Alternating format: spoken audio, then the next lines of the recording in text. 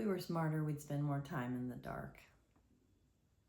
Tonight's your chance. If you're tuning in at the recording of this video, it's December 21st, 2025, which is Winter Solstice.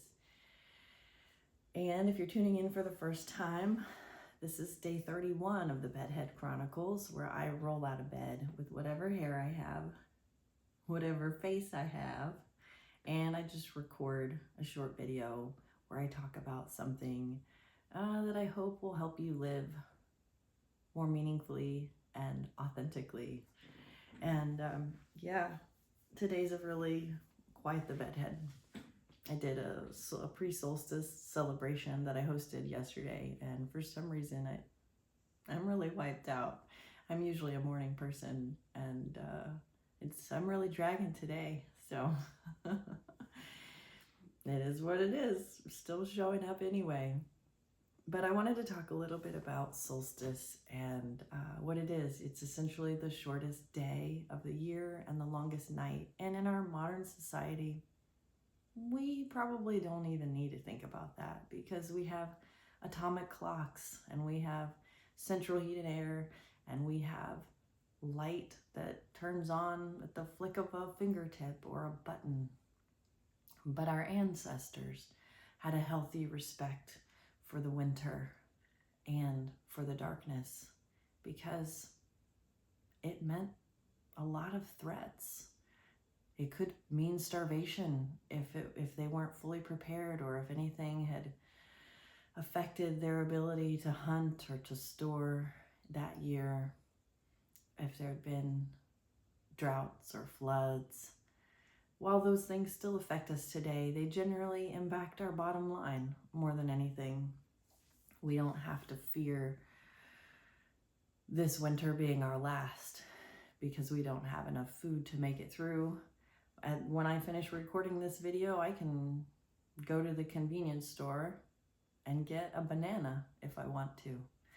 So we live in a very different time, and I'm thankful for it. This is an amazing time to be incarnate on the earth when I have a phone that I am recording myself on so that I can upload a video to this universe called YouTube and Facebook and share what I'm thinking about. So what an amazing time it is to be alive. But let's not forget that there is wisdom in the seasonality of life, in the winter, in the barrenness, and in the darkness, because it gives us the opportunity to tune in with what's within ourselves, because the light and the darkness are inextricably linked together. There's no separating them. Anytime there's light, there's almost always going to be a shadow. I know scientifically there's like a way to create no shadow, but in most cases in nature and in our lives, there's always a shadow. And this season, solstice and Yule, invite us to name that darkness, to name our fears, to give them a persona and a mask the way that our ancestors did, because they knew that an unnamed fear and an unnamed threat and the unnamed dark were more dangerous than naming it, personifying it, talking about it, making it relatable, and finding a way to live in relationship with it. And so as we go into this season of the holidays, some of us experience loneliness or aches that we can't explain. We still live with that fear of our inner light going dim collectively as a society. And I think there's a lot of value in naming that, in talking about that, and in sitting with our own shadows that are a part of who we are, not demonizing them, not villainizing it, but seeing it as a part of our experience of what makes us who we are, the shadows being valuable for the light, because there's no way to avoid darkness. Darkness is when we return to ourselves each night. It's where we go into our restful period. When we close our eyes, we enter darkness. It's truly a part of who we are and what makes us whole. And so I invite you today to spend a little moment with something you're afraid of, something you consider your dark side.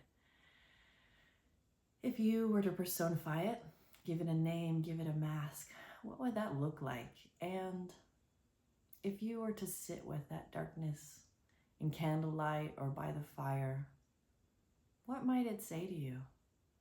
Do you think there'd be any value in listening to what it might have to teach you about yourself? I know in my experience, finding ways to do similar things has been profoundly helpful in helping me to integrate the various parts of myself. One of the things that I like to say is that we remember who we are. And when I say that, that's because we have been dismembered by life, by society, by caretakers, in the ways in which we've exiled various parts of ourselves that we didn't think were acceptable. And we remember who we are by inviting those exiled parts back into ourself, into wholeness, and we integrate that. And so as we go into the darkest night of the year and into the season of winter and darkness, I invite you to remember who you are.